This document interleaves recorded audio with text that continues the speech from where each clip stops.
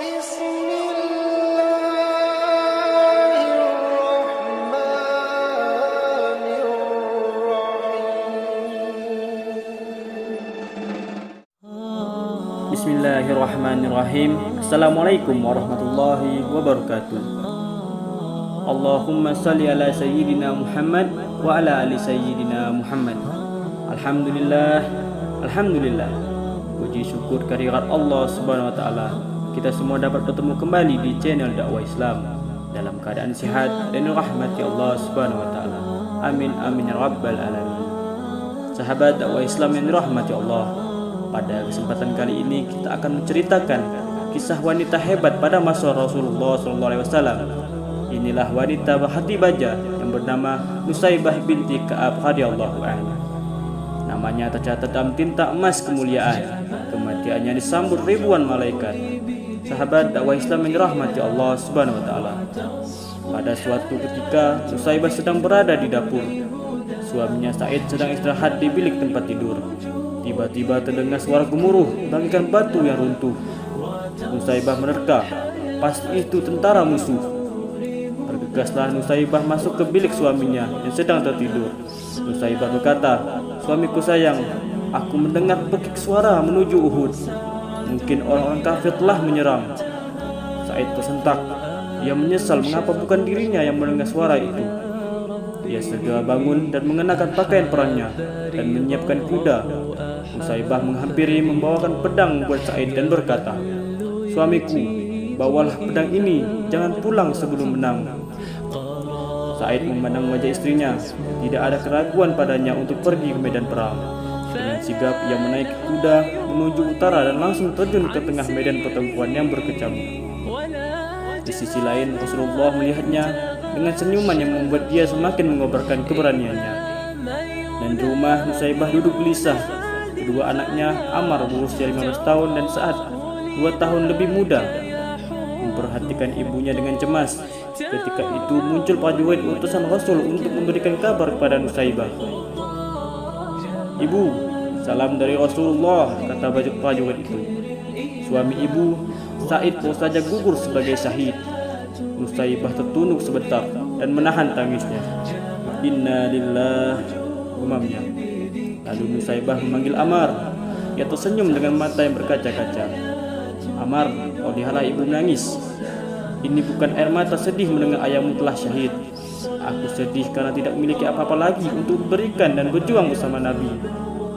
Maukah engkau melihat ibumu bahagia?" Ammar pun mengangguk. Hatinya berdebar kencang. "Ambillah kuda di kandang dan bawalah tombak. Bertempurlah bersama Nabi hingga kaum kafir terhapus." Mata Ammar bersinar-sinar dan berkata, "Terima kasih ibu, inilah yang aku tunggu sejak dari tadi. Aku ragu seandainya ibu tidak memberi peluang kepadaku untuk membela agama Allah." Putra Nusaybah yang berbadan kurus itu pun terus menerapkan kudanya mengikuti jejak sang ayah. Tidak terlihat ketakutan sedikit pun dalam wajahnya. Di hadapan Rasulullah, ia memperkenalkan dirinya.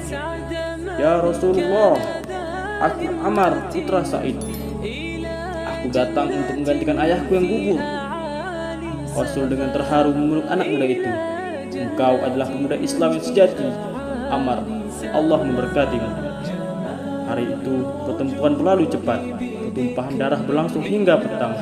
Pagi-pagi seorang utusan prajurit Islam berangkat dari perkemahan di medan tempur menuju ke rumah Nusaybah.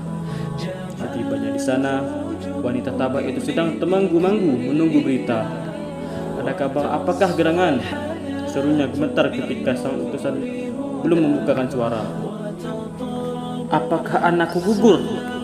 Utusan itu menunduk sedih. "Betul." "Inna lillahi," Nusaybah bergumam kecil. Ia menangis. "Kau berduka ya Ummu Ammar." Nusaybah menggeleng kecil.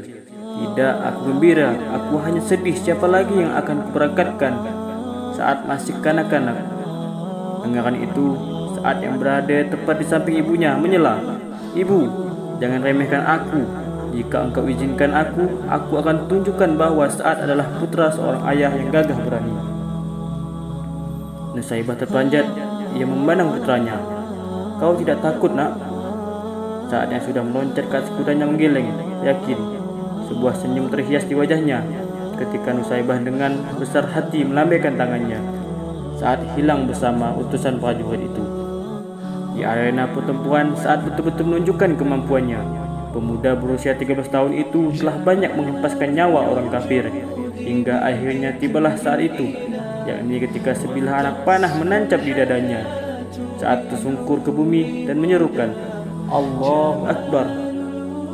Kembali Rasulullah membangkitkan utusan ke rumah Nusaibah.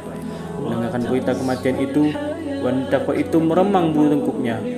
Hai utusan, ujarnya, kau saksikan sendiri aku sudah tidak memiliki apa-apa lagi. Hanya masih tersisa diriku yang tua ini. Untuk itu, izinkanlah aku ikut bersamamu ke medan perang. Sang utusan mengerutkan keningnya. Tapi engkau wanita, ya ibu.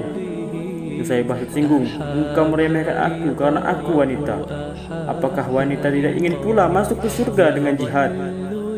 Nusaibah tidak menunggu jawaban dari utusan tersebut. Ia bergegas menghadap Rasulullah dengan mengendarai kuda yang ada.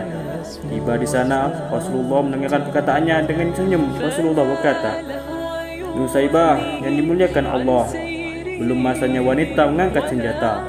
Untuk sementara, engkau kumpulkan saja obat-obatan dan rawatlah tentara yang luka-luka. Pahalanya sama dengan jihad. Mendengar penjelasan Nabi demikian, Nusaibah pun segera mengangkat obat-obatan dan berangkatlah ke tengah pasukan yang sedang bertempur. Dirawatnya mereka yang mengalami luka-luka dengan seksama. Pada ketika itu, ia sedang menunduk dan memberi minuman seorang prajurit muda yang terluka-luka. Tiba-tiba ia terkena percikan darah. Nusaibah lalu melihat, ternyata kepala seorang tentara Islam tergolek, tewas terbabat oleh senjata orang kafir. Timbul kemarahan Nusaibah menyaksikan kejaman itu, apalagi ketika dilihatnya Rasulullah terjatuh dari kudanya akibat keningnya terserempet anak panah musuh. Nusaibah tidak dapat menahan diri lagi menyaksikan hal itu. Ia bangkit dengan gagah berani diambilnya pedang prajurit yang tewas itu. Dinaiki kudanya bagaikan singa betina. Ia mengamuk. Musuh banyak yang terbirit-birit menghindarinya. Puluhan jiwa orang kafir pun melayang. Hingga pada akhirnya ada seorang kafir yang mengendap dari arah belakang dan langsung menepas putus tangan kirinya. Nusaibah pun terjatuh, terinjak-injak oleh kuda. Perperangan masih terus berlanjut. Pertempuran semakin menjauh sehingga tubuh Nusaibah teronggok sendirian. Tiba-tiba Ibnu Mas'ud menunggang kudanya, mengawasi kalau ada orang yang bisa ditolongnya. Sahabat itu begitu melihat ada tubuh yang bergerak-gerak dengan susah payah, dia segera mendekatinya, dipercikan airnya ke muka tubuh itu. Akhirnya Ibnu Mas'ud mengenalinya. Istri Sa'idkah engkau? Nusaibah sama-sama memperhatikannya siapa yang menolongnya, lalu bertanya, bagaimana dengan Rasulullah? Selamatkan baginda. Baginda Rasulullah tidak kurang suatu apapun. Engkau Ibnu Mas'ud bukan? Pinjamkan kedua dan senjatamu kepadaku. Engkau masih terluka parah, Nusaibah. Engkau mau menghalangi aku untuk membela Rasulullah. Terpaksa Ibnu Mas'ud menyerahkan kuda dan senjatanya. Dengan susah payah Nusaibah menaiki kuda itu, lalu menerapkannya menuju ke medan pertempuran. Banyak musuh yang dijungkir balikannya, namun karena tangannya sudah buntung, akhirnya tak urung juga lehernya terbabat putus oleh sabetan pada musuh. Gugurlah wanita perkasa itu ke atas pasir. Darahnya membasahi bumi yang dicintainya. Dan tiba-tiba langit berubah mendung, hitam kelabu, padahal tadinya langit tambah cerah dan terang benderang. Pertempuran berhenti sejenak. Rasul kemudian berkata kepada para sahabatnya, kalian lihat langit tiba-tiba menghitam bukan? Itu adalah bayangan para malaikat yang beribu-ribu jumlahnya. Mereka berduyun-duyun menyambut kedatangan ruh Nusaibah, wanita yang perkasa. Sahabat dakwah Islam yang dirahmati Allah, itulah kisah perjuangan wanita mulia yang dapat menjadi teladan bagi kita para pejuang Islam. Cukup sekian video ini, semoga amal ibadah kita terima Allah Subhanahu wa taala. Amin amin ya rabbal alamin. Assalamualaikum warahmatullahi wabarakatuh.